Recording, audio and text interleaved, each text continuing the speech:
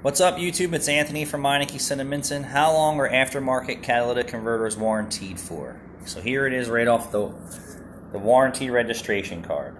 All right, this catalytic converter is designed and manufactured and is warranted to meet the emissions protection agency's emissions requirements for 25,000 miles. The stainless steel body and nipples alone are warranted for 5 years or 50,000 miles, whichever comes first. That's it. So that external body is 5 years, 50,000 miles. The internal is 25,000 miles. Also in the exclusions are if it's been altered, if it's been damaged, if the vehicle has not been properly maintained, tune-ups, air filters, fuel injection services, antifreeze, oil consumption issues. So keep in mind, catalytic converters do not fail on their own. It's a cause and effect. They are designed to last the life of the vehicle.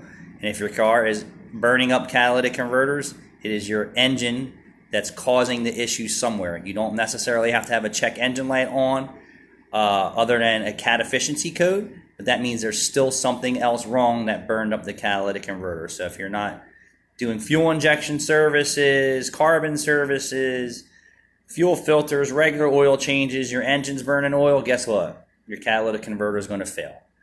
Thanks for watching.